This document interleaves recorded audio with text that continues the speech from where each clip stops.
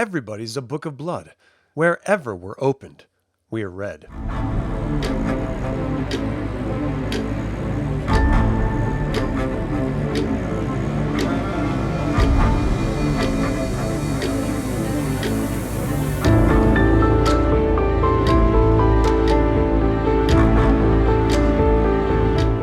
Welcome to Eviliv3, a celebration of my favorite tabletop role-playing games. This is a sister channel to Eviliv3. Subscribe if you're new to the channel because today we are continuing our How to Play Vampire the Masquerade series with this episode, The Blood. With the last episode focusing on hunger, it may seem having the next episode focusing on blood as being a bit superfluous. Didn't we just talk about vampires drinking blood? Yes, we did.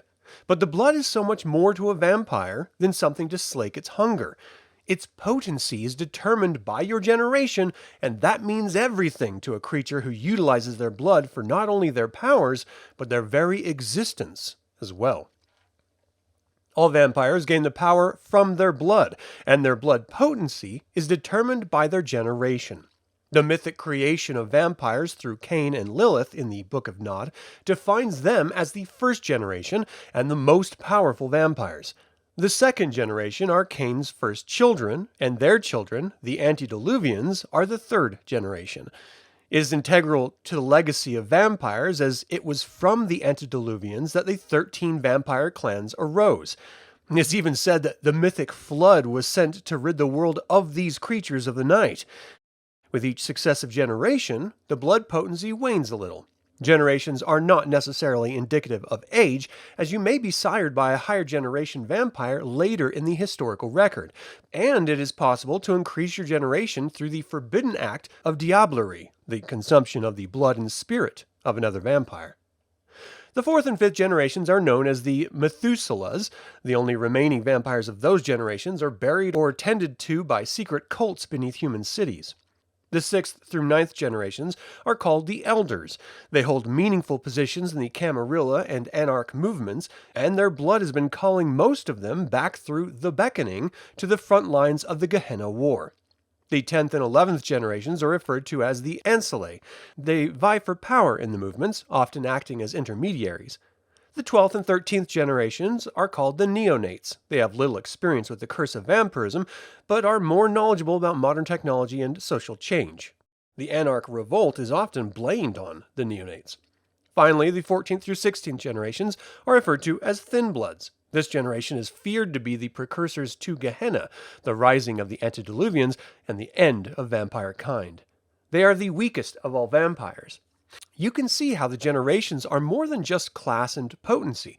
They are historical and social paradigms that fuel the vampire culture. With increased blood potency, you require more blood to sustain you. This is the blessing and curse of the generation. Blood potency increases as a vampire ages at basically 1 dot every 100 years. A vampire in torpor for 50 years loses a dot, though it can never fall below the minimum of their generation, or increase past its maximum. Thin Bloods can never increase theirs unless they engage in diablerie. With each dot in blood potency, your blood surge, damage mended per rouse check, discipline power bonus, discipline rouse check reroll, bane severity, and feeding penalties change. There is power to be had through a vampire's blood, and all of the abilities require one or more rouse checks. Rouse checks are a single die roll, trying to get over a 6. Failing a rouse check does not affect the power, only increases your hunger. The first gift of the blood is the Blush of Life. This allows the otherwise cadaver-like corpse of a vampire to appear alive, taking on the outward appearance of a living human. It will also allow them to pass a cursory medical examination. This allows you to consume human food without vomiting for up to an hour. Blush of Life requires a rouse check. Blood Surge is the next power. This allows the vampire to surge their attributes by adding dice to their dice pool. This is only used for a single roll and cannot be used for a willpower or humanity roll. Blood Surge requires a rouse check. The next power is Vampiric Mending, or Healing. Since they are dead, their bodies cannot heal naturally. With a rouse check, a vampire can mend one or more superficial damage points once per turn. To heal aggravated damage, the vampire must wait until the next nightfall and make 3 rouse checks in addition to the regular one. This heals a single point of aggravated damage and 1 crippling injury or impairment. Any hunger above 5 forces them into a torpor. The final power is the vampire's disciplines. Many of them require multiple rouse checks, and 1 discipline may be activated once per turn, though many may be active at the same time. With the benefits of the blood empowering the vampire, it also costs a price. The first is the awakening. Every night when you awake, you must make a rouse check. Awakening during the day requires a humanity roll with a difficulty equal to the crisis. Awakening during the day only lasts for a scene, but a critical win allows them to remain awake. Their maximum dice pool equals their humanity rating during the day. The next price is frenzy. While in frenzy, the vampire loses all rational thought and becomes the beast, which is ever dormant beneath the surface. You may try to resist the frenzy with a willpower roll. You add 1/3 rounded down of your humanity to the roll. If resisted, they must spend a turn suppressing the beast. On a critical win, this is not required. The player may ride the wave, forsaking the frenzy roll and acting out the character's actions rather than the storyteller. In frenzy, a vampire may only use their physical disciplines, and they resist mental disciplines with +3 dice. Different stimuli provoke different types of frenzy, from fury, being provoked by insults, humiliation, or aggression, to hunger. As a vampire ever craves more blood, a failed rouse check at Hunger 5 provokes this.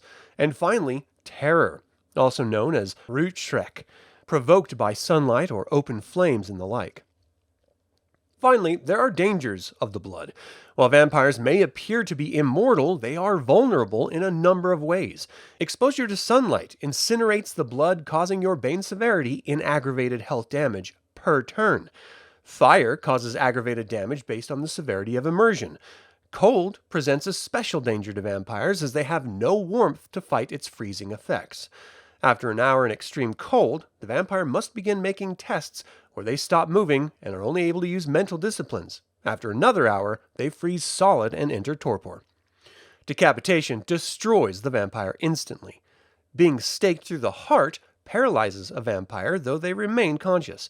They still must roll rouse checks every sunset upon waking, but they will eventually fall into a torpor. And of course, torpor itself is the halfway state between life and death. It's a sort of hibernation, appearing and acting dead.